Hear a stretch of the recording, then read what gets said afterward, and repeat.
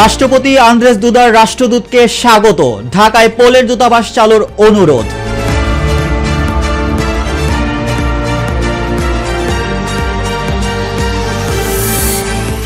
ক্ষেপণাস্ত্র হামলার পর ইসরায়েলি বিমানবন্দরে ফ্লাইট বাতিল, পরবর্তী নির্দেশ না দেওয়া পর্যন্ত বিমানবন্দরটি বন্ধ রাখার সিদ্ধান্ত।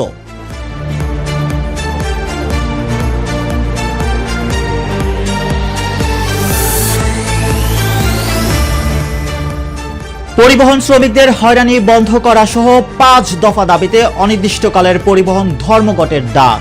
মঙ্গলবার থেকে সিলেটে অনির্দিষ্টকালের পরিবহন ধর্মঘট।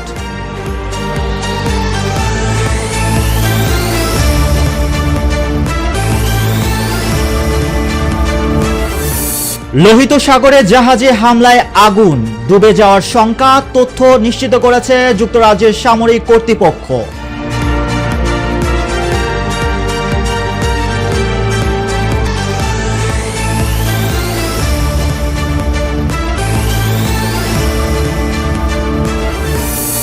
এবং আমারটা ক্যান্সেল করিয়ে আমার সহকর্মী 2টি অ্যাওয়ার্ড নেন, বললেন তানজিন তিশা, প্রতারণার অভিযোগ।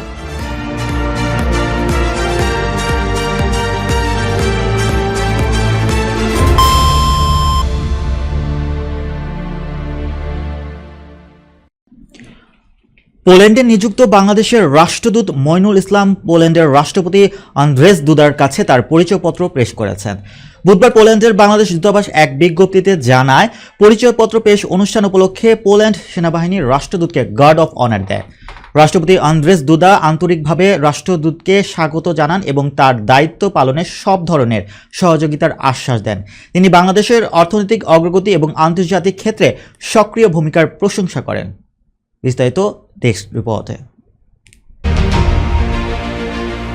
পোল্যান্ডে নিযুক্ত বাংলাদেশের রাষ্ট্রদূত মোহাম্মদ মইনুল ইসলাম পোল্যান্ডের রাষ্ট্রপতি আন্দ্রেস দুদার কাছে তার পরিচয়পত্র পেশ করেছেন।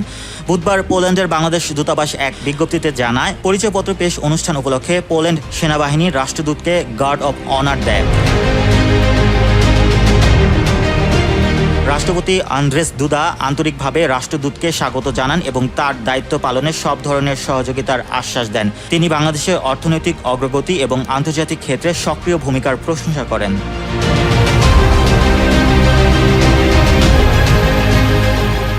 রাষ্ট্রদূত মইনুল ইসলাম বাংলাদেশ সরকারের রাষ্ট্রপতি ও প্রধান উপদেষ্টার পক্ষ থেকে পোল্যান্ডের রাষ্ট্রপতির প্রতি আন্তরিক শুভেচ্ছা অভিনন্দন জানান।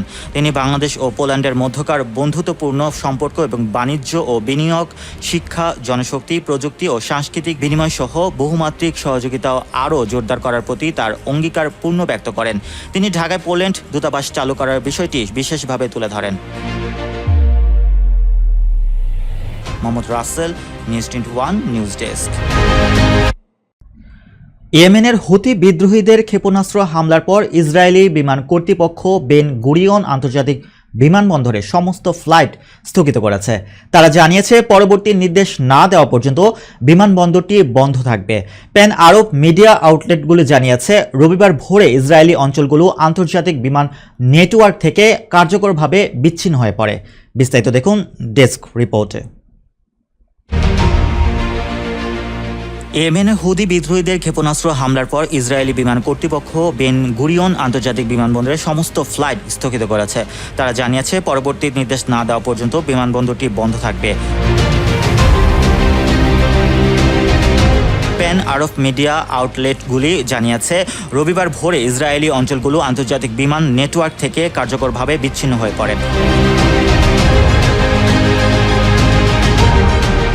হুতির ব্যালিস্টিক ক্ষেপণাস্ত্র হামলার পরে ডেড সি অঞ্চলের বিভিন্ন স্থানে সতর্কতা সাইরেন বেজে ওঠে। Mohammad Rasel, news 21 international desk.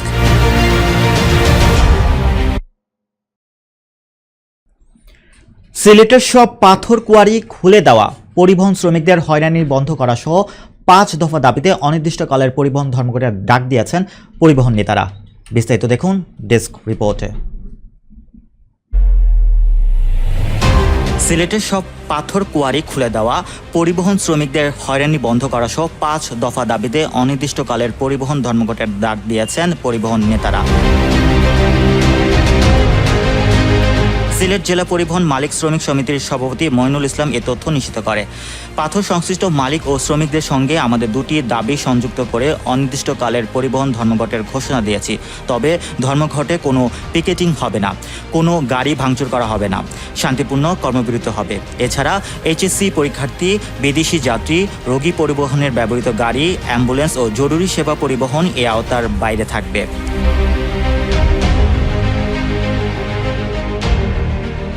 এর আগে সিলেটের জেলা প্রশাসকের অপসারণ এবং সব পাথর কোয়ারি খুলে দেওয়া সহ 5 দফা দাবিতে শনিবার সকাল 6টা থেকে 48 ঘন্টার পণ্য পরিবহন ধর্মঘট শুরু করেন শ্রমিকরা। সিলেট জেলা সড়ক পরিবহন মালিক শ্রমিক ঐক্য পরিষদ এ কর্মবিরতি শুরু করে। রোববার দ্বিতীয় দিনের মতো এ কর্মবিরতি অব্যাহত ছিল, তবে তা বাড়িয়ে 72 ঘন্টা কর্মবিরতি আহ্বান করা হয়। Mohammad Rasel, news 21, news desk. লোহিত সাগরে একাধিক হামলার শিকার একটি পণ্যবাহী জাহাজ আগুন ধরে গেছে, সেটি এখন পানিতে তলিয়ে যাচ্ছে। রোববার এ তথ্য নিশ্চিত করেছে যুক্তরাজ্যের সামরিক কর্তৃপক্ষ। জাহাজটিতে বন্দুক, রকেট চালিত গ্রেনেড এবং সম্ভবত ড্রোন বোট দিয়ে হামলা চালানো হয়েছে বলে ধারণা করা হচ্ছে। বিস্তারিত ডেস্ক রিপোর্টে। লোহিত সাগরে একাধিক হামলার শিকার একটি পণ্যবাহী জাহাজে আগুন ধরে গেছে, সেটি এখন পানিতে তলিয়ে যাচ্ছে। রোববার এ তথ্য নিশ্চিত করেছে যুক্তরাজ্যের সামরিক কর্তৃপক্ষ। জাহাজটিতে বন্দুক, রকেট চালিত গ্রেনেড এবং সম্ভবত ড্রোন বোট দিয়ে হামলা চালানো হয়েছে বলে ধারণা করা হচ্ছে। এখন পর্যন্ত কেউ হামলার দায় স্বীকার করেনি, তবে হামলার ধরন ও মাত্রা দেখে ইয়েমেনের হুতি বিদ্রোহীদের উপর সন্দেহ করা হচ্ছে। মার্কিন বার্তা সংস্থা এপি এ খবর জানিয়েছে।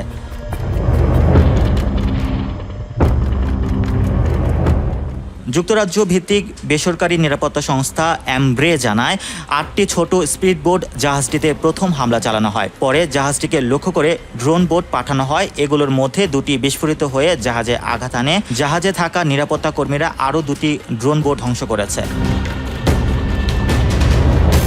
Mohammad Rasel, news 21, international desk. আলোচিত চিত্রনায়ক জায়েদ খানের উপস্থাপনায় নিউ ইয়র্কে সম্প্রচারিত টক শোতে অংশ নিয়ে নিজের পেশাগত জীবনের এক নির্মম অভিজ্ঞতা শেয়ার করলেন অভিনেত্রী তানজিন তিশা।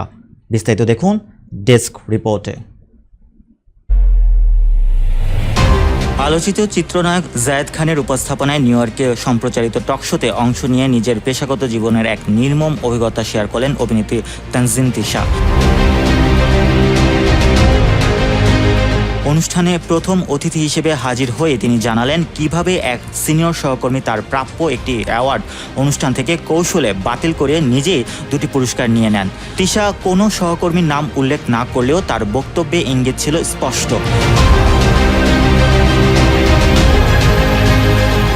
তিনি বলেন, আমি যেটা অনুভব করি সেটা আমার মুখে স্পষ্ট হয়ে ওঠে।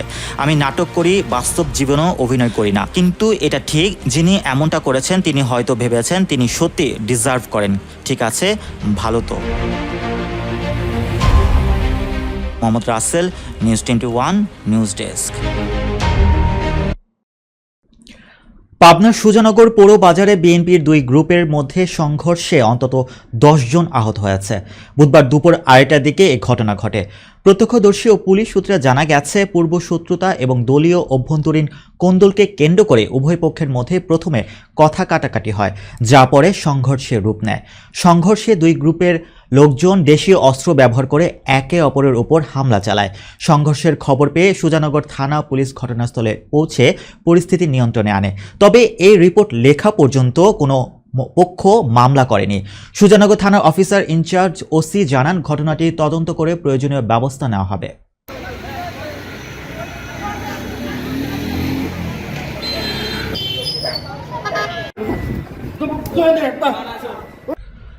জামালপুর মাদারগঞ্জের সড়ক দুর্ঘটনায় একজনের পা বিচ্ছিন্ন সহ 2 জন গুরুতর আহত হয়েছেন। বুধবার বেলা 2টায় উপজেলার বালিজুড়ি টু তেঘুরিয়া রোডে রাস্তার উপর এই দুর্ঘটনা ঘটে।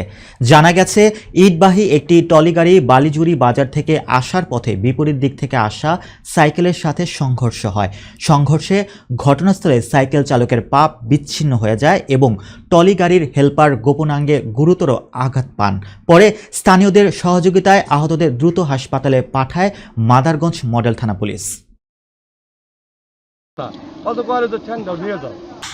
একটা পেশেন্ট খুব সিরিয়াস ছিল এবং সেটা বাম পা হাঁটু থেকে বিচ্ছিন্ন ছিল, পা আলাদা ছিল।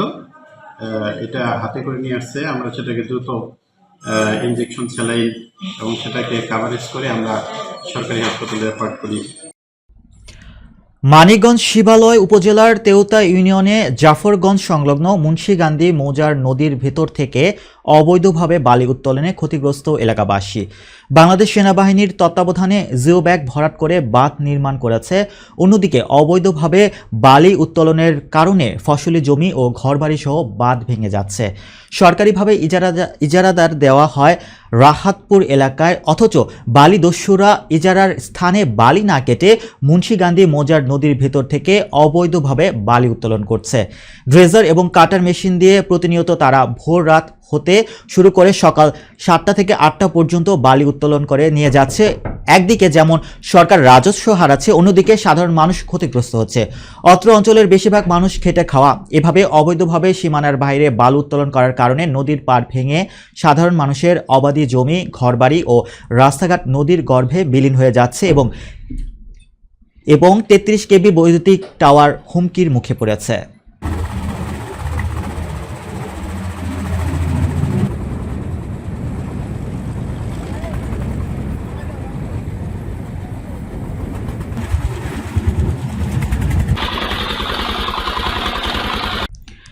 গাইবান্ধার সুন্দরগঞ্জে খাদ্য বান্ধব ও ওএমএস ডিলার নিয়োগ 2025-এ ব্যাপক অনিয়ম, দুর্নীতি ও লটারির নামে প্রহসনের প্রতিবাদে বিক্ষোভ মিছিল ও সমাবেশ অনুষ্ঠিত হয়েছে। বুধবার সকালে সুন্দরগঞ্জের সর্বস্তরের জনগণের ব্যানারে আয়োজনে বাহিরগোলা মোড় থেকে বিক্ষোভ মিছিলটি বের হয়ে ওই উপজেলার প্রধান সড়ক প্রদক্ষিণ করে একই স্থানে এসে এক বিক্ষোভ সমাবেশে মিলিত হয়। বিক্ষোভ সমাবেশে বক্তব্য রাখেন সুন্দরগঞ্জ পৌর বিএনপির সিনিয়র যুগ্ম আহ্বায়ক ইফতেখার হোসেন পপেল, পৌর বিএনপির যুগ্ম আহ্বায়ক নাহমুদুল হক রাসেল, মোস্তাক আহমেদ, জামিউল ইসলাম জমু, পৌর যুবদলের আহ্বায়ক আনোয়ার হোসেন, উপজেলা যুবদলের সদস্য সচিব আলম জামান মিন্টু, বিভিন্ন ইউনিয়নের বিএনপি ও এর অঙ্গ সংগঠনের বিভিন্ন স্তরের নেতৃবৃন্দরা পরিচালনা করে। মহোদয় কি জানতে পারে না যে সুন্দরগঞ্জের মানুষ চায় কি? তারা চায় ন্যায্যতার ভিত্তিতে সুষ্ঠু বন্টন, কিন্তু ওএমএস খাদ্য বান্ধব ওএমএস ডিলারশিপ নিয়োগ দেওয়া হয়েছে। আমি এখানে স্পষ্টভাবে বলতে চাই, এখানে বিএনপির গুটি কয়েক নেতা দিয়ে এই খাদ্য বান্ধব ওএমএস ডিলারের তালিকা করা হয়েছে। একটি দাবি এর মাধ্যমে তুলে ধরতে চাই, লটারির নামে যে প্রহসন হয়েছে সেটি হচ্ছে সংযুক্ত কাগজপত্র গাইড করে হয়নি বা 8-7 এরকম অনেককে ডিলার।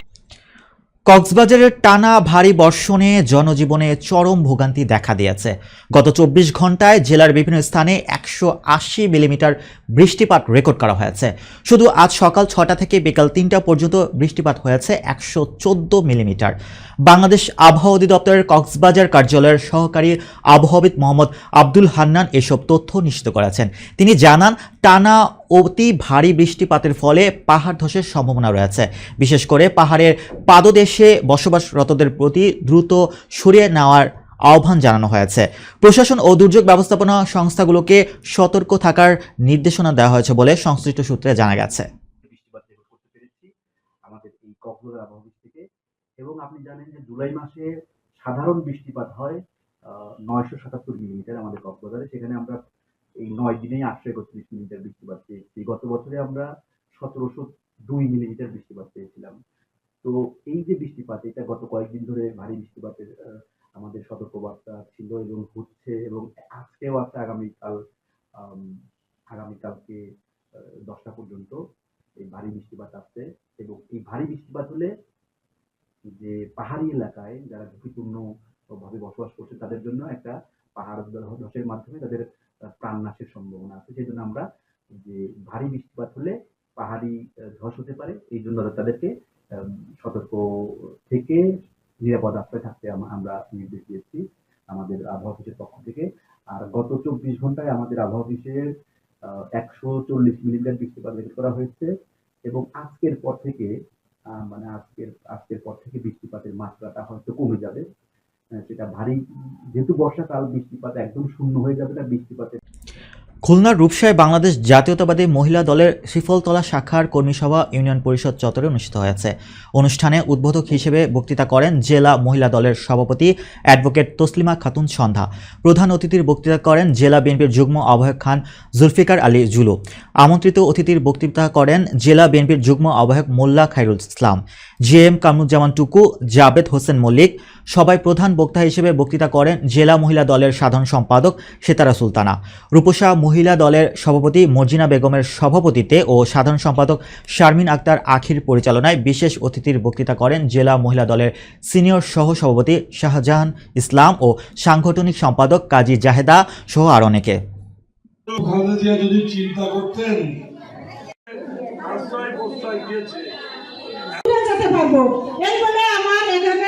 অনুষ্ঠান শেষ করছি।